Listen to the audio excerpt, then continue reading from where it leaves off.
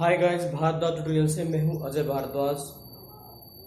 आज डिस्कस करेंगे ferromagnetic substances. आज का शुभ विचार है, कर दिखाओ कुछ ऐसा दुनिया करना चाहे आपके जैसा। टॉपिक है ferromagnetic substances. What do you mean by ferromagnetic substances? These are those substances in which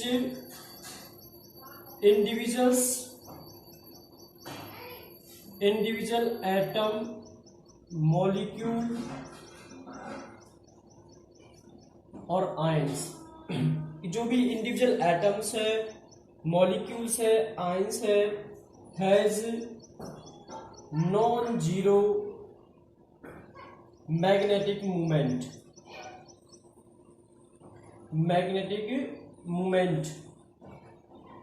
has non-zero magnetic moment as in paramagnetic substances.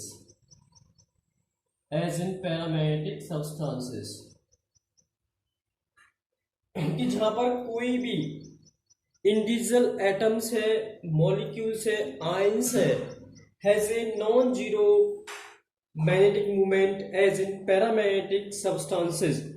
कि जैसा कि आपने पैरामैग्नेटिक सब्सटेंसेस में स्टडी किया कि कोई भी इंडिविजुअल एटम्स हो, मॉलिक्यूल्स हो, आयंस हो, अगर उनका जो मैग्नेटिक मूवमेंट है वो जीरो नहीं है, नॉन जीरो में जीरो नहीं है।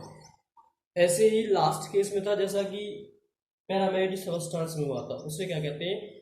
फेरोमैग्नेटिक सब्सटेंस कहते हैं। बट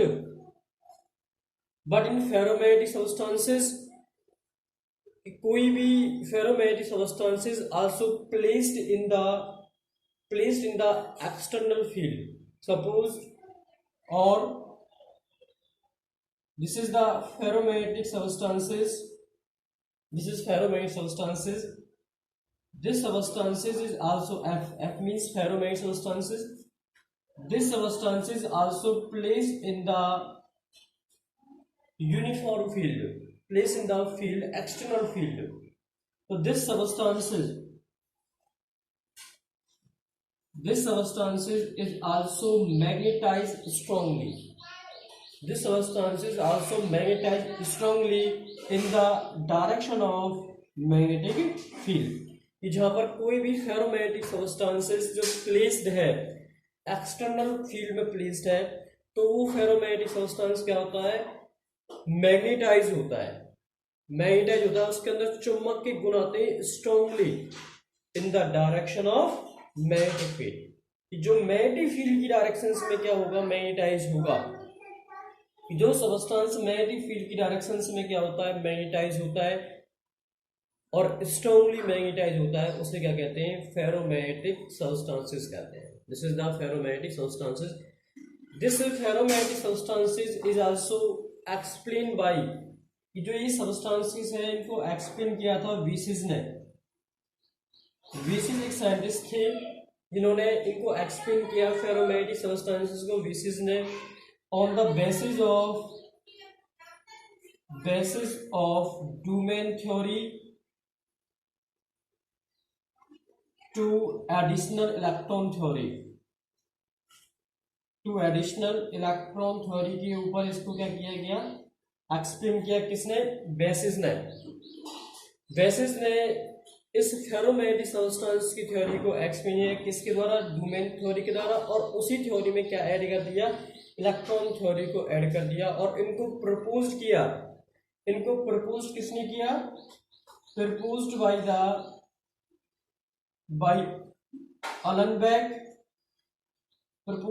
अलेनबेक एंड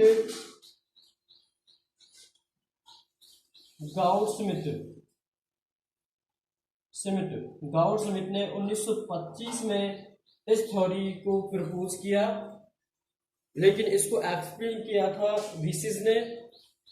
और किसके ऊपर एक्सप्लेन किया? डूमेन थ्योरी के ऊपर, एडिशनल इलेक्ट्रॉन थ्योरी को मिलाकर, और इसको प्रपोज किया अलेनबेक ने और गाउड-स्मिथ ने 1925 में।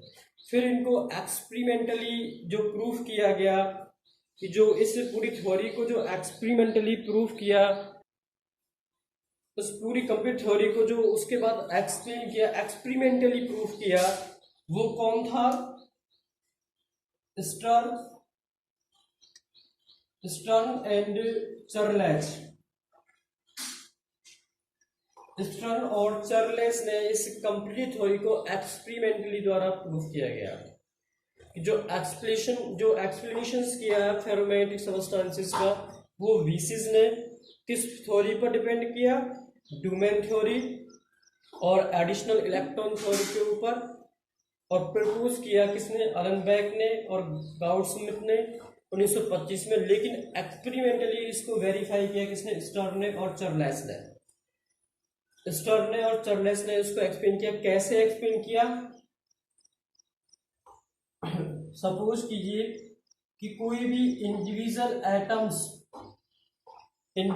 एटम्स मॉलिक्यूल्स और ions, individual atoms, molecules, ions of ferromagnetic substances have non-zero magnetic moment रखते हैं। लेकिन फर्दर आगे उन्होंने क्या किया कि जो इनके एटम्स हैं, आयंस है, मॉलिक्यूल है, वो क्या थे? Interact with one another, and these atoms and molecules is also interact with one another is called Duman theory। उसे कह दिया उन्होंने Duman theory कह दिया। This theory is also placed in the absence of magnetic field। अगर इस theory को place किया एब्सेंस ऑफ मैग्नेटिक फील्ड के बीच में, जहां पे बी क्या है? जीरो है, तो these intact particles randomly oriented in the different directions, कि जो भी ये इंटैक्ट पार्टिकल थे वो क्या हो रहे थे? रैंडमली ओरिएंटेड थे इन डिफरेंट डायरेक्शंस में उस थ्योरी, डूमेन थ्योरी की, जब एब्सेंस ऑफ मैग्नेटिक फील्ड थी। जब बी क्या थी? जीरो थी, तो वो पार्टिकल क्या थे?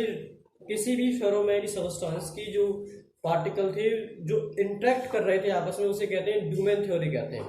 लेकिन जैसे ही वो प्लेस किया हमने एब्सेंस ऑफ मैग्नेटिक फील्ड में, तो वो पार्टिकल रैंडमली ओरिएंटेड थी इन डिफरेंट डायरेक्शंस में, but it is not magnetised. वो मैग्नेटाइज नहीं हुए, क्योंकि जब मैग्नेटिक फील्ड जीरो है तो एटम और molecule of the ferromagnetic substance do not magnetise.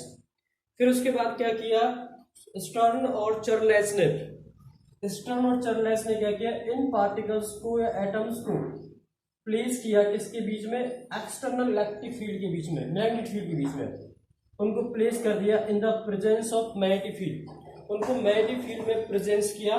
Presence करने के बाद जो भी ये एटम या आयन से जो इंटरैक्ट थे, ये एटम और आयंस क्या हो गए? मैग्नेटाइज हो गए इन the direction of magnetic field, in the direction of magnetic field. This is the so the properties of ferromagnetic substance, कि जहां पर कोई भी एटम है, आयंस है या मॉलिक्यूल है, उस आयंस या मॉलिक्यूल को आप प्लेस करते हो इन द एक्सटर्नल फील्ड में, तो एटम, आयंस और मॉलिक्यूल क्या होते हैं? मैग्नेटाइज हो जाते हैं इन the direction of magnetic field. This called ferromagnetic substances. जहां पे कोई भी आयंस या मॉलिक्यूल या atom of the substances is strongly magnetized in the direction of magnetic field is called ferromagnetic substances। This is the B vectors। फिर next, फिर आगे इन्होंने डिस्कस किया कि कोई भी जो सब्सटेंस है, जो सब्सटेंस मैग्नेटाइज हुआ इन द एक्सटर्नल मैग्नेटिक फील्ड के अंदर, जो सब्सटेंस मैग्नेटाइज हुआ इन द एक्सटर्नल मैग्नेटिक फील्ड के अंदर वो मैग्नेटाइज होता है। अगर उसमें से हम उस मैग्नेटिक फील्ड को रिमूव कर लें, अगर मैग्नेटिक फील्ड को रिमूव कर लिया, उस एक्सटर्नल मैग्नेटिक फील्ड को रिमूव कर लिया, तो उस सबस्टेंस में से जो मैग्नेटाइज हुआ है वो सबस्टेंस, वो मैग्नेटाइजेशन क्या हो जाता है? डिसअपीयर हो जाता है। तो डिसअपीयर होने के बाद जो सबस्टेंस में से जो मैग्नेटाइजेशन डिसअपीयर हुआ है, उन सबस्टेंस को क्या कहते हैं? हम सॉफ्ट फेरोमैग्नेटिक सबस्टेंस कहते हैं। कि जो सबस्टेंस पहले चुंबक के गुण ले लेते हैं, और चुंबक के गुण लेने के बाद उनमें से अगर हमने एक्सटर्नल मैग्नेटिक फील्ड को रिमूव कर लिया है, तो चुंबक के गुण क्या हो जाएंगे? डिसअपीयर हो गए। तो वो क्या होता है? सॉफ्ट फेरोमैग्नेटिक्स होते हैं। तो सॉफ्ट फेरोमैग्नेटिक्स वो क्या होते हैं? सॉफ्ट फेरोमैग्नेटिक्स होते हैं। जो सॉफ्ट फेरोमैग्नेटिक्स है जो सॉफ्ट फेरोमैग्नेटिक्स है वो कौन कौन से हैं? सॉफ्ट आयरन है। सॉफ्ट आयरन क्या है? एक सॉफ्ट फेरोमैग्नेटिक सब्सटेंस है कि जब ये सॉफ्ट आयरन को आप प्लेस करते हो इन द एक्सटर्नल मैग्नेटिक फील्ड में, तो ये सब्सटेंस क्या होता है? स्ट्रांगली मैग्नेटाइज होता है। ये सब्सटेंस क्या होता है? स्ट्रांगली मैग्नेटाइज होता है इन the direction of magnetic field. But जैसे ही आपने मैग्नेटिक फील्ड को डिसअपियर कर दिया या रिमूव कर दिया, तो जो सॉफ्ट आयरन है वो फास्टली क्या हो जाएगा? डिसअपियर हो जाएगा फ्रॉम द मैग्नेटिक फील्ड से, और उसके अंदर से जो मैग्नेटाइजेशन है वो क्या हो जाएगी? डिसअपियर हो जाएगी। तो उसे कहते हैं सॉफ्ट फेरोमैग्नेटिक्स कहते हैं। तो क्या होता है? सॉफ्ट फेरोमैग्नेटिक्स कहते हैं। अगर कोई सब्सटेंस जैसे एल्निको है, एल्निको मीन्स क्या होता है? एल्युमिनियम, आयरन, निकिल, कोबाल्ट और copper. Aluminium, iron, nickel, cobalt and copper, इनमें से जो मैग्नेटाइजेशन का जो प्रॉपर्टीज है, वर्च्यू है, वो फास्टली रिमूव ना हो। इनमें से जो मैग्नेटाइजेशन का जो प्रॉपर्टी या जो वर्च्यू है वो फास्टली क्या हो? रिमूव ना हो, डिसअपियर ना हो। बट मैग्नेटिक फील्ड डिसअपियर हो, रिमूव कर दो, लेकिन ये क्या है कि जो मैग्नेटाइजेशन की जो प्रॉपर्टीज है उसको लॉस नहीं करते हैं। तो इसे इसलिए इनको क्या कहते हैं? एल्निको को इन्हें कहते हैं हार्ड फेरोमैग्नेटिक्स कहते हैं। ये क्या होते हैं? हार्ड फेरोमैग्नेटिक्स। इन्हें कहते हैं हार्ड फेरोमैग्नेटिक्स कहते हैं।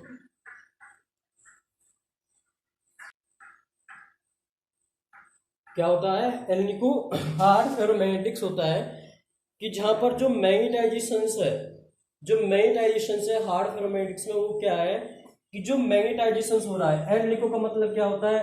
सबसे पहले aluminium, nickel, iron, cobalt, copper कि जो एल्युमिनियम है, निकिल है, कोबाल्ट है, कॉपर है, आयरन है, कि इनका जो मैग्नेटाइजेशन है वो परसिस्ट होता है।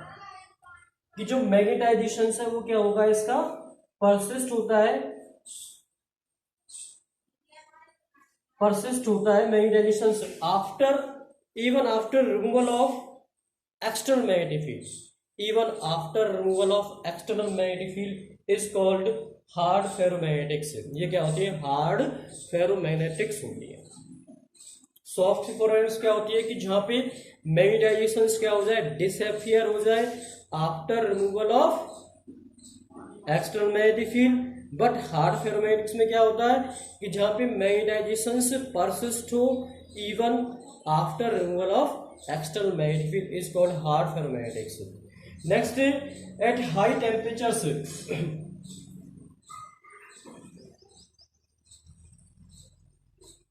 Eight high temperature about 1000 kg, at high temperature about 1000 kg, the ferromagnetic substances also convert into the paramagnetic substances। कि जहाँ पे अगर कोई भी फेरोमैग्नेटिक सब्सटेंस है, अगर उसको आपने हाई टेम्परेचर इंडिकेट किया है, उसको बहुत हार्ड क्वांटिटी का टेम्परेचर दिया है, तो टेम्परेचर देने के बाद फेरोमैग्नेटिक सब्सटेंस क्या होते हैं? डिक्रीज होती है उसकी प्रॉपर्टीज, और वो किस में कन्वर्ट हो जाते हैं? पैरामैग्नेटिक सब्सटेंस में कन्वर्ट जाते हैं। इसी को क्या कहते हैं? क्यूरी टेम्परेचर कहते हैं। कि जहाँ पे हाई टेम्परेचर 1000 kg पर कि जो फेरोमैग्नेटिक सब्सटेंसेस हैं, ferromagnetic substance convert to paramagnetic substances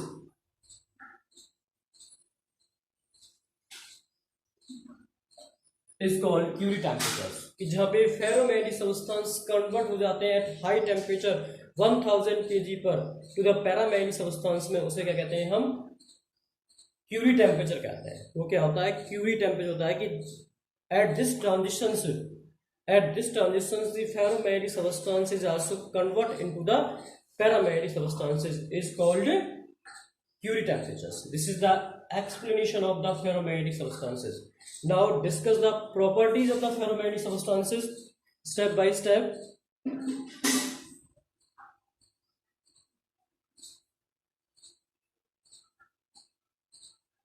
Discuss the first property.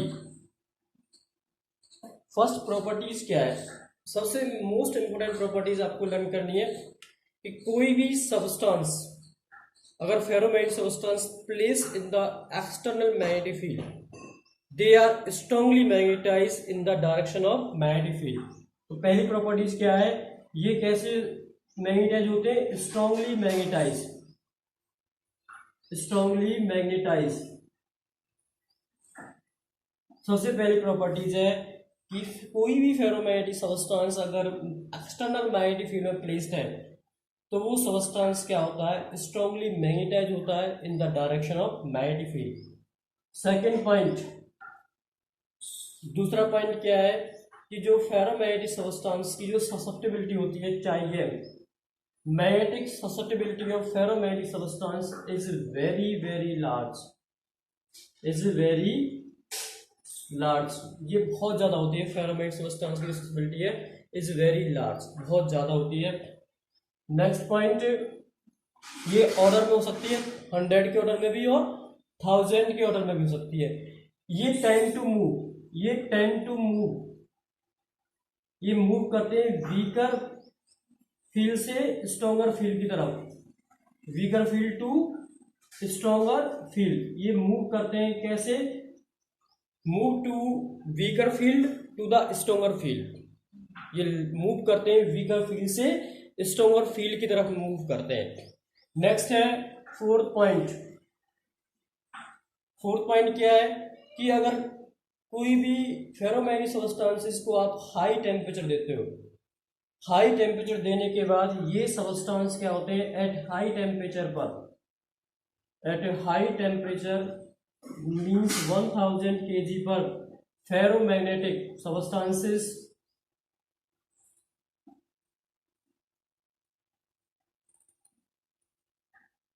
substance to paramagnetic substance,